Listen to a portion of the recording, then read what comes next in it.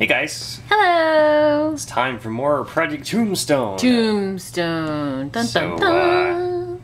First episode we showed you guys all little bits. Second episode we restored the case. Yep. Most of it anyway. We still have a couple things to do there. Yep. And last episode we did some experiments with the field coil and the field coil speaker. Yep.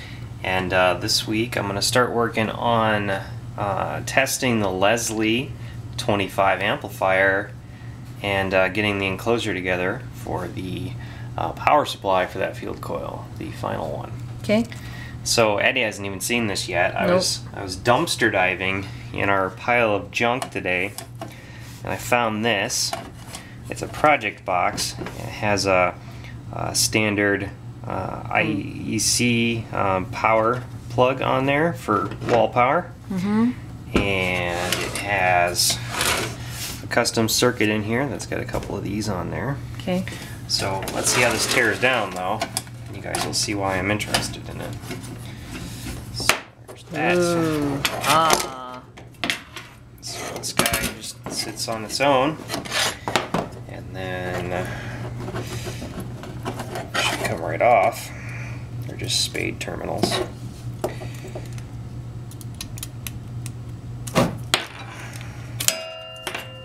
Okay, so there's that. We have a toroidal transformer. See that 10 times fast. So this is the mains is going into there, and I tested it earlier. The other side of this transformer is 9 volts AC. Okay. So that might be super useful. And then we've got this custom circuit in here, whatever it was for, I don't know. The power goes in, it's got a regulator, a little filtering capacitor, a couple of ports that go up to these, some H7400 logic on there, a 12 megahertz crystal. Interesting. Probably some sort of micro or something there.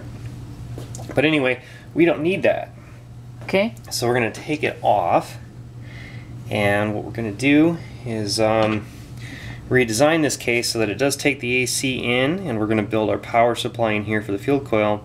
And this is the 6-pin connector for the Leslie. Okay. And the Leslie needs 115 volts out of the wall on 2 of the pins, 3 and 4 I believe.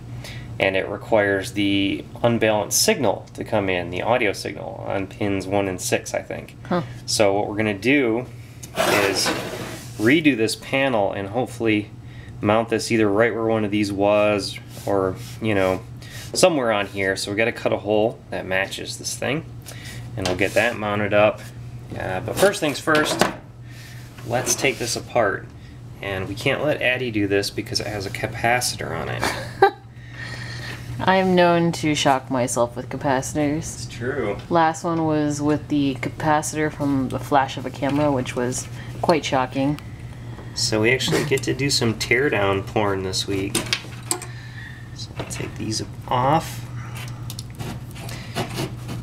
May not be able to clear that one past the transformer, but we can get it loose anyway. Okay. And this has flathead screws, and we're going to save these because we might end up mounting our custom power supply PCB and or preamp stage PCB right to these things, and you can see it's got these little holes inside the project box. And when I take off this PCB, you'll see why.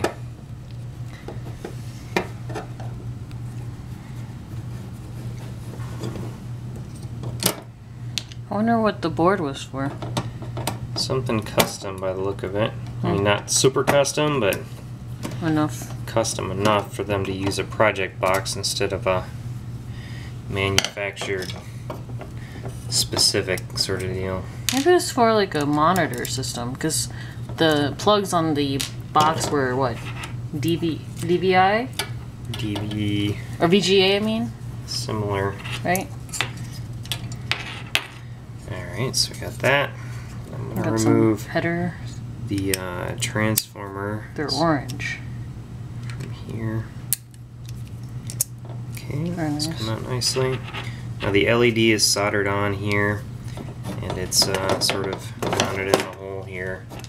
So should pull out. Okay, so there's that. There's the PCB, which is not gonna go with us, but check out these. Standoffs? Yeah. So standard standoffs, you know. So we'll keep the screws and the standoffs and we'll reuse them for our own purposes. Now next up, got a nut driver here, and I'm gonna take this off.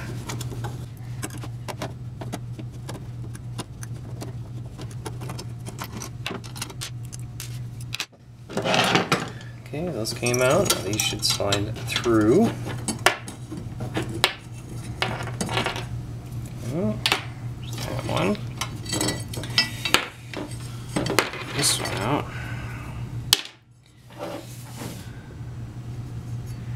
Quality manufacturing, obviously custom. You can see the pilot hole that was drilled before. The tool marks. Yep. Cool. Alright, so there's that, and I also wanted to take the face off here. We're going to have to determine which side we want to put the 6-pin Leslie plug on.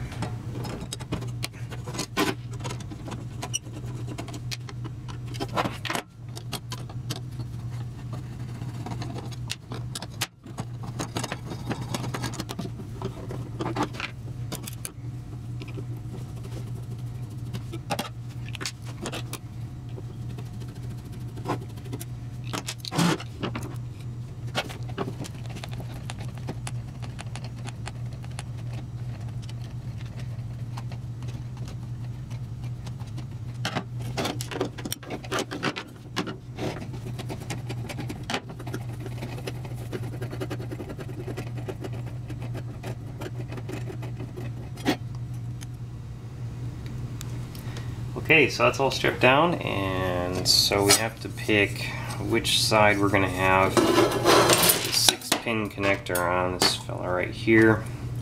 One thing I wanted to check and see is if those holes, the mounting holes, fit inside of that, which it looks like they do. So what I think I'm going to do is go right over the top of one of these, and we can also sort of make the determination that I don't want this letters on here, so if I just remount it on the side backwards, Yep. I can get rid of the letters easily as well. Where are we gonna put that one?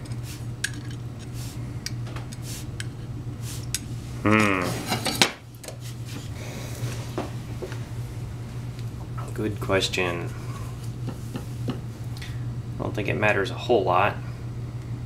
Well, what other jacks need to come out of this, or what other like lines need to come out of this thing? There's a cable that goes from the Leslie and plugs directly into this. Oh, I see. It's a 6-pin Amphenol plug. Well, up to you. Now on the inside we've got power that comes off of 2 of the pins, and the signal comes off of 2 of the pins. So the signal is going out through this port to the Leslie. The power is going out through this port to the Leslie 25. Yep. Okay. So this is an output jack, if you will. Well, it seems Alright. like you're pretty set on this one. I think that side. Yeah. Alright, so I got to figure out the exact measurement on this and copy it down here. Okay. So we'll be back. Okay, done messing with this. A lot of love. A Yep. lot of sanding. It's taking 2 seconds with the right hole saw, but whatever. So I got the little pressure clip that goes in there is upstairs in the electronics lab. Okay. So we're gonna have to go up from the shop here, and then we can see if we can get this thing attached, Soldered, and then we can we're gonna have to put these sides on the box so that we can safely, you know, solder between those points without having to worry about getting hurt or anything like that. So before I run upstairs, what I wanted to do is we had 4 of these screws. We're gonna have to find 2 more, but for right now we can just use 2 screws on Okay. each panel, and we'll go ahead and put 2 of the sides on, just so I've got a nice safe way to experiment with the power wiring. This will obviously all come back off again, and there'll be other things we're going to mount on here yet, so... It'll look pretty and gorgeous and fabulous. Yep, it's going into a beautiful amplifier. It's going to have to be all fancy at the end of the day. Mm-hmm. Alright. So I'm going to get this side on, and then I'm going to get the power side on. You don't want to use these that we have? Not yet. That's when we start adding PCBs to the inside of it, that will need standoffs. I see. And we do have other standoffs besides those. We do, from Weird Stuff Warehouse. You know, some people have lived in San Francisco for years and have never been to Weird Stuff Warehouse. Well, that makes sense, considering that it's not in San Francisco. Well, yes, but it's close to it. It's in San Jose. Are you sure? It's down there, It's somewhere. Silicon Valley. It's somewhere around that area. Is it San Jose? I just know the sushi place was there. Down that way, yeah. Sushi place was in Santa Rosa, I think. Oh, that was pretty close. Alright, so we got the power jack there. And we've got our connector, which will be going here momentarily. Lovely. And this will fit safely inside the box. Look, it's got a face. Does it? Yeah, it looks like it's got a face. Let me jam its face into this box. It's got 2 eyes. Oh. It's like a Kodama. Yeah, Should work. that's appropriate. By the way, the inner chassis can screw into the bottom so that it can't move. Cool. Handy. So that's good to know. It's also got this handy dandy little foot here in case you wanted to. Say hello. Yeah. To the back All right. of its brain. Let's head upstairs. Okay. Okay, so we've been working here on our little project box, adding some functionality to it. Let's see, so we got the power coming in here. That's 115 volts AC. For those of you outside the US, that's our crazy power system. Thank you, Mr. Tesla, for making it 60 hertz. We love Tesla that. or Edison? Tesla. Oh, okay. He picked 60 because that's the peak efficiency that his AC synchronous motors would run at. Oh, So okay. he sort of forced them to use 60 hertz. Sure. Okay. So the AC comes in here. It's currently live, so I'm not going to actually touch anything. And it's going to pins 3 and 4 on the Leslie cable here. And we've got a guitar signal into this, which you guys saw in the Project Omar videos. And that's going into a Art Tube MP Studio, which is just a 12AX7 preamp. And then its output is going here. And that is going on pins 1 and 6 of the Leslie cable, which are the signal inputs for this. The Leslie amplifier, which as you can see is glowing red here because it is indeed working. Those are the heater elements on the triodes. Those are, let's see, 6L6s, I think. Yeah, 6L6s. And the input tube 12AU7. So this has 2 triodes in it. Each one of these has a triode in it. So those are your amplification stages across. Okay, so this is a 20 watt tube amp, and we've got it dialed to about 4 right now, and the speaker outputs are here, and they're going to the voice coil and the humbucking voice coil of the field coil speaker here. And the field coil is being powered by this, which is essentially, when you put the field on it, it applies a 90 volt DC on this output. So we got 115 volts AC coming in, going through a bridge rectifier with a smoothing capacitor here and a power resistor in line with one side of in series with the field coil. So this is dissipating some of the energy and the voice coil is dissipating some of the energy. Ah. So there's 90 volts here, and whatever's left over is happening on that resistor. Mm-hmm. Dissipated as heat, I imagine. Yeah, the extra becomes heat off of this thing. It is warm. Mm-hmm. So we're testing that power supply now to make sure it's not going to have any problems.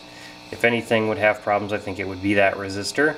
And it should be okay. I mean, it's a 10 watt resistor, and we're only dissipating probably like 7 watts or so on it. So I mean, it's not overwhelming its capabilities. That thing can handle 40 amps, so that's fine. This can take 470 volts. So I overbuilt the power just supply by a little bit. And there's also a fuse built into this here. So if anything does go awry, that pops. At how many? 1.125 or 1.25 amps, somewhere around there. Oh. So it's not allowed to draw very much current in the system right now. Right. Otherwise, it'll just pop the fuse. Right.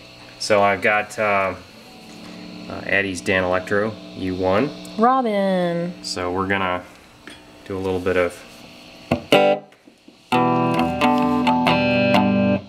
Let's see here.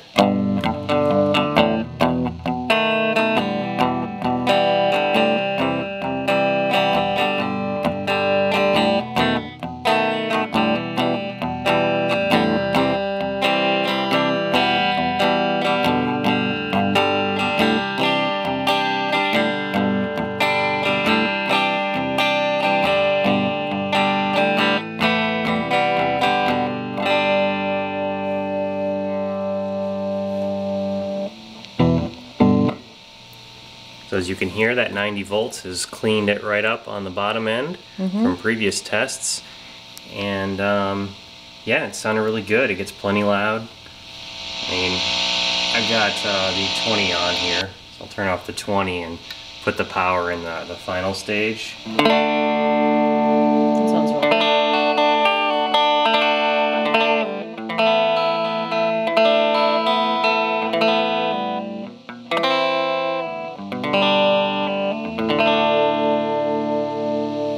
So it can go very nicely loud, probably enough to annoy the camera. But we still need to get this in the box before we'll know what it really sounds like at the end of the day. Okay.